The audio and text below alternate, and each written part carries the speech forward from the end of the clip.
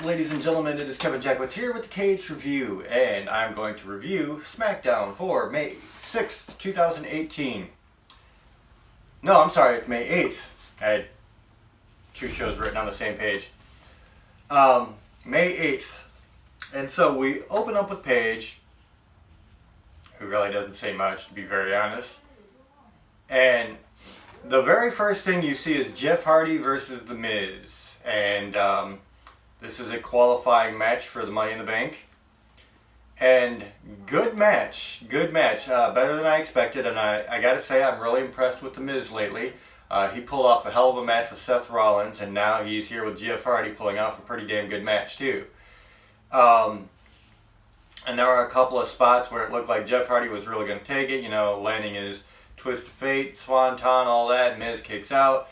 And Miz finally picks up the win, and he's going into the Money in the Bank pay-per-view. And it was a pretty long match, honestly. They had a couple of commercial breaks in here. They did that last week too, where the first match lasted a while.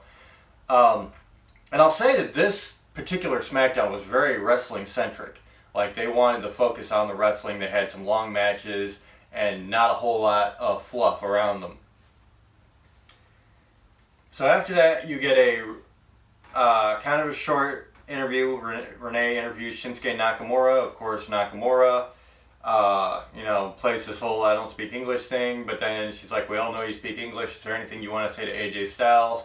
Shinsuke says simply, it's not over. So after that, you get a very brief Carmella promo from an iPhone. She's not on the show. And one thing I thought was really interesting, both Carmella and Nia Jax got booed like hell at Backlash. And Carmella, the last couple of weeks have had the fans chanting, "You can't wrestle." Neither one of them were on their respective shows. Nia Jax was not on Raw. Carmella was not on SmackDown. She gets a very brief phone interview where she's saying she's going to have some kind of something next week. Some kind of celebration again. And the thing is, like, if you have champions that you can't show on TV because of the backlash, they shouldn't fucking be champions. Period. It was funny. I was actually having a debate with somebody literally this morning talking about the differences between Carmella and Nikki Bella, because, there's a rumor Carmella's dating John Cena. And there's another rumor that that's why she's a champion. Now, I don't really know. I don't care. I know she sucks in the ring. She has no business being champion, and that's my stance on it. But this guy was saying Carmella was greater than Nikki Bella, and I was like, dude, you're nuts. Nikki Bella is better than Carmella in every way. Now, keep in mind that the Bella twins got so much shit for not being able to wrestle, for not being performers. The Bella twins took a lot of shit from a lot of fans because of that. And he's like, dude, you're crazy, blah, blah, blah. As Mauro Ranallo, or whatever the fuck his name is, would say, there's no words. And my response was, there's plenty of words, let me tell you. Carmella's matches: slapping, hair pulling, running away screaming, awkward super kicks. No talent in the ring. Not one high-flying move, not one technical move. Nikki Bella has the really cool elbow finisher. She has the rack attack. She has that thing where she's doing the squats when she's got him in the backbreaker. She can do a suicide dive.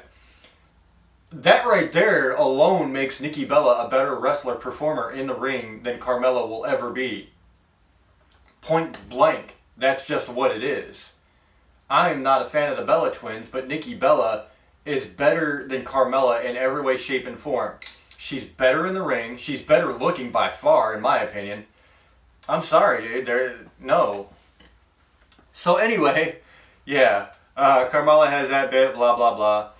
Charlotte versus Peyton Royce is the next match, and it goes a little bit longer than I expected. And I have to say, Peyton Royce did show me something in this match. Now, I'm not saying she's great in the ring yet, but from the last couple of weeks that I've seen her, this was definitely an improvement. I've always said I will give credit where it's due. Even if Carmella gets better, I will give that credit where it's due. I don't jump on bandwagons. I don't care. If you improve, I will say you have improved. And Peyton Royce, I saw some things in this match that are like, okay, you know what? She's trying. And that's cool. So, I mean, for that reason alone, it makes it a decent match. Charlotte does pick up the win, which I think is justifiably right. So Charlotte is now in the women's Money in the Bank match. You get a backstage segment with Daniel Bryan, where they're talking about he has a match with Rusev. He's like, he cut down Big Cass. He's going to do the same thing with Rusev. Then you get into Xavier Woods versus Cesaro, a really good match. And the last couple of weeks, Xavier Woods has shown why I like him so much. He's damn good in the ring. He's very entertaining. He's a great talker and a great wrestler. I almost wish that they would give this guy a singles run and let him have his day because he's so damn good. There was a really cool tuck sunset flip that Xavier did on Cesaro. It looked really good.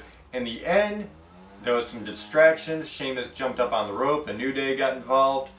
And then Xavier Woods was going to do a springboard jump something into Cesaro, but he got caught with an uppercut. And Cesaro picks up the win.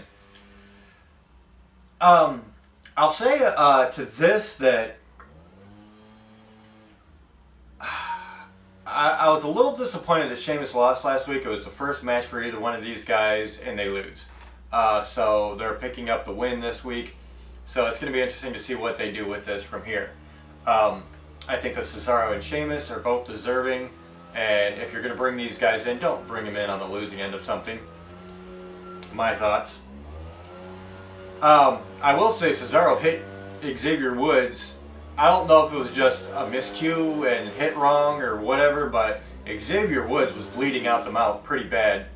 And of course, Xavier tried to work with it. He's like spitting blood out of his arm. Like they had the camera turn away and it comes back and there's blood all down his arm leaking out his mouth. But he was bleeding pretty good out his mouth. So, there's that. Then you get a backstage with AJ Styles saying, Nakamura said, this isn't over. Okay, good. We'll do it again. No problem.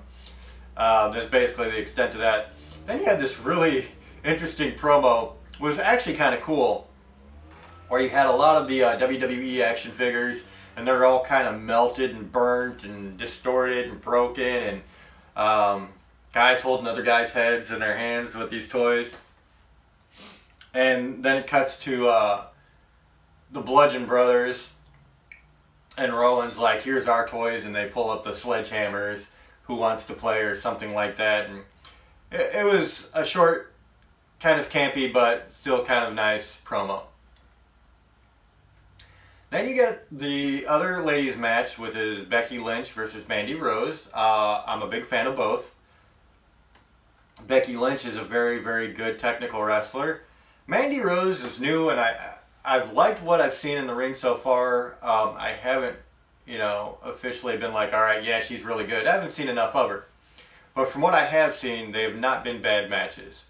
And this was no exception, to be very honest. There were a couple of miscues, but overall pretty good.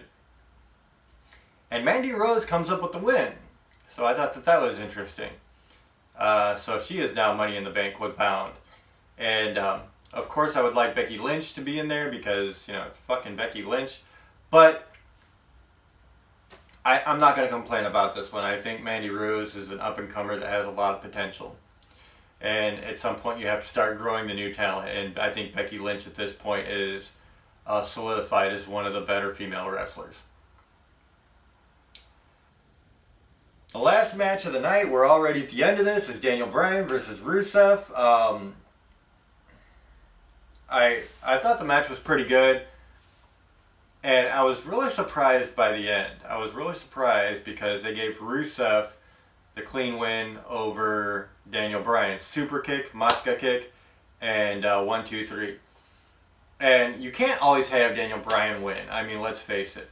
You got to have some things where you change it up. And, sorry, head niche. And, it is what it is. You can't have Bryan go over on everybody all the time. He's the ultimate underdog story, and one of the characters you just build up and build up and build up. But, so I'm not gonna hate on this one. I'm really not. I'm not gonna, say, oh my God, they should have had Daniel Bryan win. Of course, I would have liked Daniel Bryan to win because that's my guy. But I mean, at the end of the day, Rusev is over as fuck, and he'll probably add something to the Money in the Bank match. So yeah, not a problem. So that's where I'm at with that. Daniel Bryan goes under Rusev today, which is pretty interesting. And then at the end of the match, he's kind of looking all kind of sad-faced and shit. And I don't know what they're doing there, but hopefully it doesn't last too long and they don't go into a storyline where Daniel Bryan's, trying to get over some kind of adversity thing. Because that would just kind of suck, to be honest. So, honestly, I thought that this show was better than Raw just because Raw had some shitty segments and some who cares matches.